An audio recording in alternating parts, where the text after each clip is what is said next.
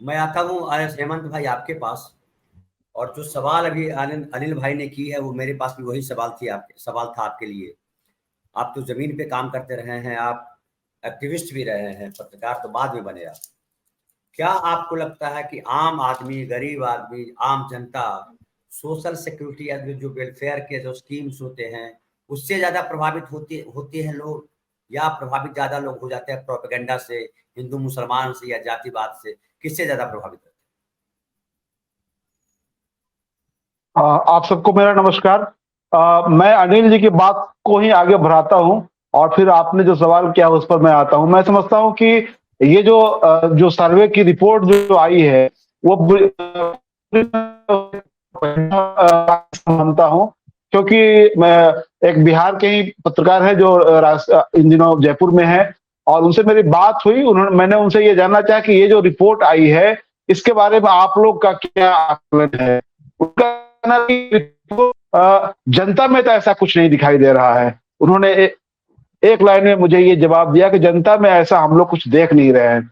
तो सवाल उठता है कि आखिर ये रिपोर्ट जो आई है वो ग्राउंड, तो ग्राउंड निश्चित रूप से जो बीजेपी का जो प्रोपेगेंडा मशीन है, जब मैं पिछले इसी महीने के शुरुआत ये पिछले महीने में जब जयपुर में था तो मैंने वहां पर देखा था कि एक हिंदू वाहन रैली पूरे जयपुर शहर में एक दिन संडे के दिन वो पूरा घूम रहा था। और उसके बाद जो इकबाल वाला मामला आया जिसमें इन्होंने प्रचार किया कि कैसे ये इनको इकबाल को कितना 51 लाख और उसको विष्णु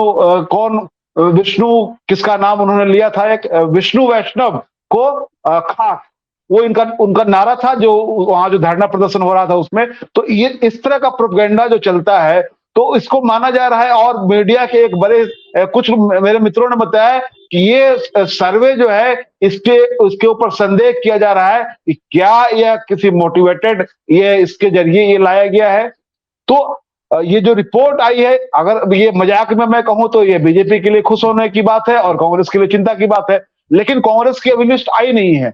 बीजेपी ने जो लिस्ट जारी की है उस लिस्ट में उन्होंने उन लोगों के ये टिकट काटे हैं जो बीजेपी में काफी कद्दावर लोग रहे हैं। अब उसमें इनका जो ये रज्जू भैया के शायद ये अनिल जी और सैनी साहब कंफर्म करेंगे कि रज्जू भैया के शायद दामाद हुआ करते थे वो इनका राजपाल सिंह शेखावत, शायद उनके एक्सटेंडेड फैमिली के रिश्तेदार, उनका टिकट इन्होंने काटा है जहां राजभद्र सिंह राठौर को उतारा गया है।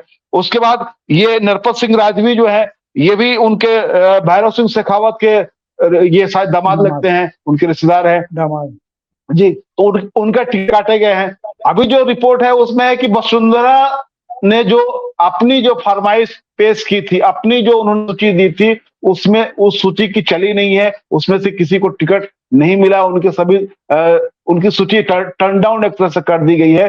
तो बीजेपी के भीतर जो इतना इन बिटवीन फाइटिंग जो है वो उसके रहते हुए आप इस तरह के सर्वे रिपोर्ट लेकर के आते हैं तो निश्चित रूप से उस पर एक संदेह की सुई उस पर जाती है।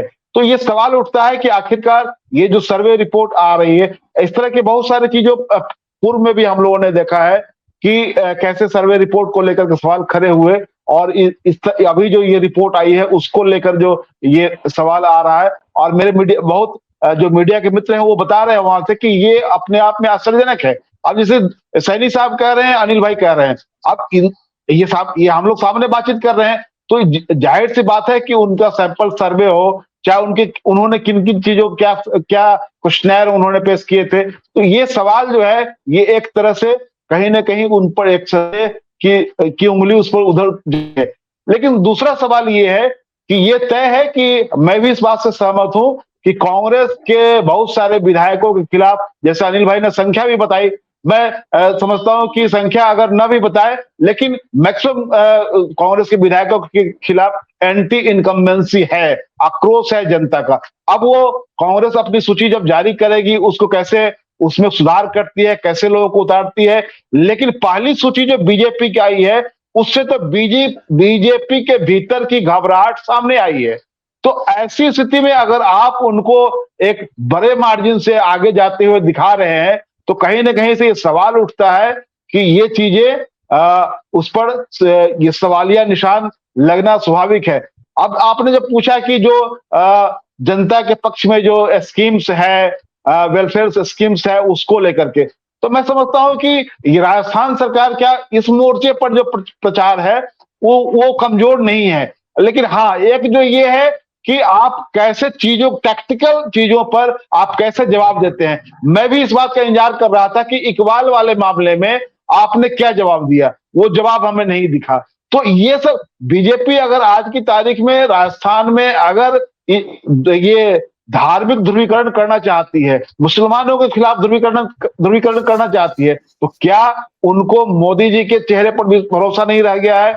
दूसरी बात, कांग्रेस की नाकामियां गिनाने के बदले में आप वहां पर धार्मिक ध्रुवीकरण के लिए बहुत जी तोड़ प्रयास कर रहे हैं, और ये साफ साफ दिखाई भी दे रहा है। और इकबाल वाले मामले में तो इतना नीचे स्तर पर जाकर के इन लोगों ने किया है जिसका मुंह तोड़ जवाब मिलना चाहिए था, जो नहीं दिखा। ये मैं मानता हूं कि यह एक बड़ी कमजोरी है, और इसे सैनी साहब को भी सहमत होना चाहिए कि ये पॉइंट जो है, आप अपने वेलफेयर स्कीम्स की बहुत प्रचार कर लीजिए, लेकिन जहां टैक्टिकल जो लाइन है, उस टैक्टिकल लाइन में अगर आप फंसते हैं, उसका जवाब नहीं देते हैं, जो चुनाव में रणनीतिक लाइन काफी महत्वपूर्ण होती है, और उस पर अगर आप जवाब नहीं देते हैं, उस पर पिछड़ते हैं, तो आपके प्रतिद्वंदी को एक तरह से बढ़त मिलेगी। और इस मामले में बीजेपी ने बढ़त हासिल की वहां ये पोलराइजेशन करने के लिए। हाँ, लेकिन मैं अभी उन्हीं पत्रकार मित्रों के हवाले से कह रहा हूं कि उनका कहना है कि बीजेपी भले ही जितना पोलराइजेशन करने के लिए कोशिश कर ले, मीडिया उसको हाइप क्रिएट करे उसके पक्ष में,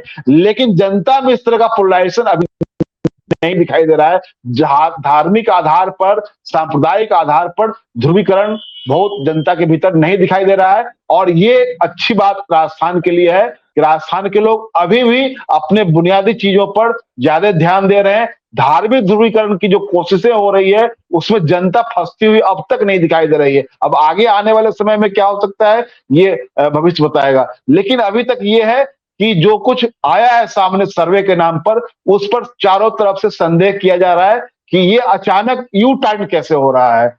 अगर आप जनता के बीच से अगर ये चीजें लाते हैं, तो बाकी के पत्रकार तो वहां काम कर रहे हैं, जिनसे मैंने बात की, वो भी काम कर रहे हैं, वो बड़े बड़े टीवी चैनल में है वहां पर। तो उन्होंने कहा कि ऐसा हम लोग नहीं देख रहे हैं, जनता भी ऐसा नहीं कहती सुनी जा रही है। और जिन लोगों के बात हम लोगों ने सुने, जहां जैसे किरोड़ीमल साहब का मैं सुन रहा था इंटरव्यू, कुछ पब्लिक्स का बताया जा रहा था, वो पूरी तरह ये लग रहा था कि वो पार्टी कैडर से बातचीत की जा रही है, आम लोगों से बातचीत नहीं की जा रही है, जिसका रिएक्शन दिखाया जा रहा था। एबीपी की रिपोर्ट आने के बाद जिनका रिएक्शन दिखाया जा रहा था, वो आम जन नहीं थे, वो मुझे लग रहा था कि वो पार्टी कार्यकर्ता से बातचीत की जा रही थी।